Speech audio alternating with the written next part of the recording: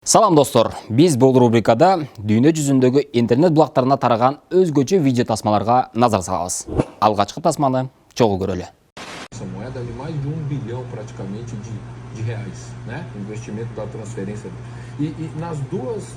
Футбол дүйнөсүндө абдан эле кызыктуу учурлар көп болот эмеспи? А бирок бул тасма башкаларга окшобойт. Essa moeda ali mais de 1 bilhão praticamente de reais, né? Investimento da transferência. E nas duas. А сиз көпөлөктөн коркпойсузбу? Эс алуу бактарына барганда аттракциондорго түшөбүз.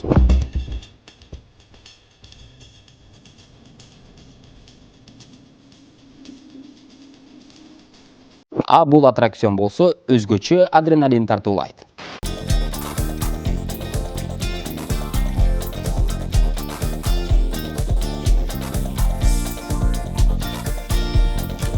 Кызыгы бул байке адреналин алгандан кийин кандай абалда болот?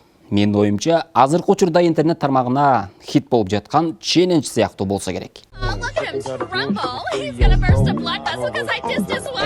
Үй жаныбарлары менен биргеликте жумуш аткарып көрдүңүз беле?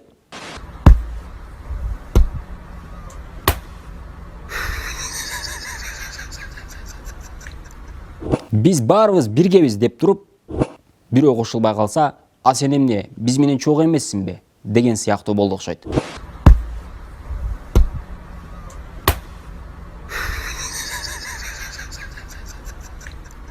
Эрте менен ойгонуп, шаша-буша кийинип, тамактанып, жумушка жөнөдүңүз. Сыртка чыксаңыз, жамгыр жаап жатат. Кайрадан үйгө кирип, кол чатырды алуу керек. А бирок кол чатырды ачканда, мындай болсо, эмне кылмаксыз?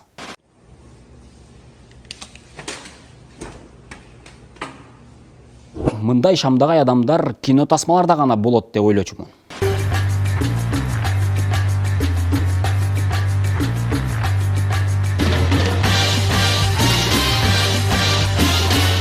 А бирок бул видео тасмадан кийин оюм өзгөрдү.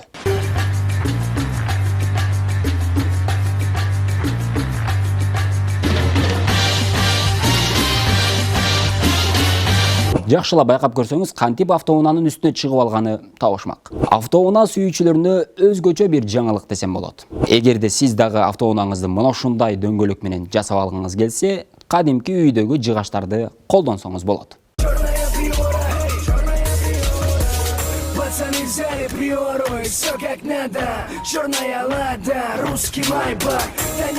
Интернет булактарында күндөн күнгө фокус тармагында же болбосо фокус жасаган адамдар абдан эле көп болуп жатат. А бул кыз дагы өзгөчө бир фокусту тартуулоону туура көрдү. Бирок мындай болгонго чейин.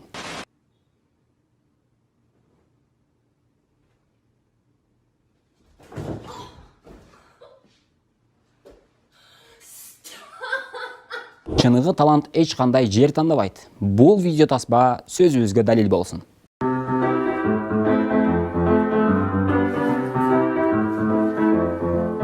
Көптөн бери кыялданып жүргөн жумушубуз бүткөндө өзгөчө эмоцияга бөлөнөбүз. Бул мышыктагы мына ушундай болду окшойт.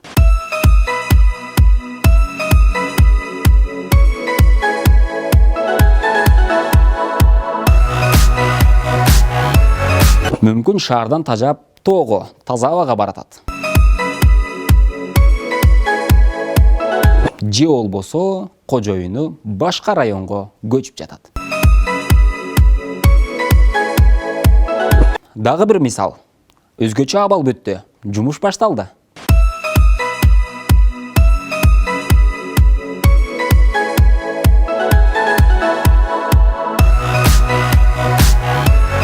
Айыл жергесине барганда короо жайды коруктаган иттерди көрүп эле жүрөбүз. А сиз иттен коркпойсузбу? Мисалы, мен иттен коркпойм. Албетте, айбаттуу жана коркунучтуу болбосо. А бул жаныбар болсо коркуп жатабы же балдарын коргош үчүн ушундай ыкманы колдонуп жатабы? Якс ко мне!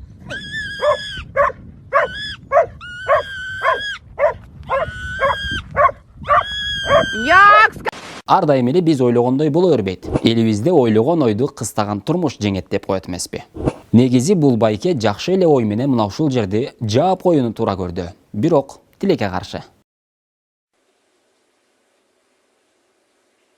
Прощай, уходят в дальние края. Прощай. Көпчүлүк учурда журналисттер интервью алып жатканда арт жакта мектеп окуучулары же болбосо кичинекей балдар кол булгалаган кадрды көрүп эле жүрөбүз. Бул эжекебиз дагы кадрга кошулуп калды. Бирок тилекке каршы мына ушундай чечимге келди.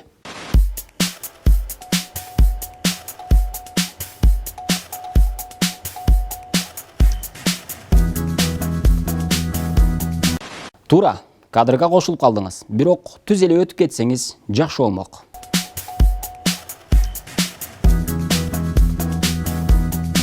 Эмне үчүн канаттуулар ар кандай түстө болору тууралуу ойлонуп көрдүңүз беле? Бул өрдөк дагы өз жашоосуна бир аз нааразы окшойт.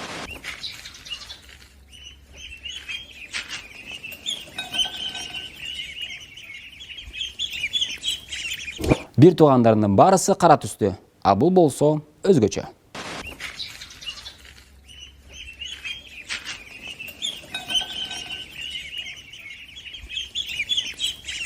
Элестетиңиз, жумуштан келсеңиз, үйдө кир жуугуч машина жок. Кантип эле ушундай болсун? Негизи бул кир жуугуч машина үйдү таштап бир жака кетүүнү пландаштырган окшойт.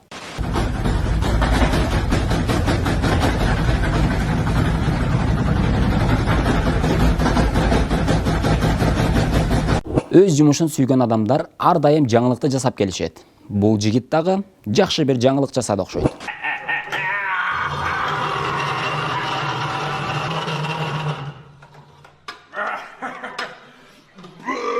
Албетте, жумушун чын жүрөктөн сүйөт окшойт. Ар жактагы үн коштоосу дагы жаман эмес.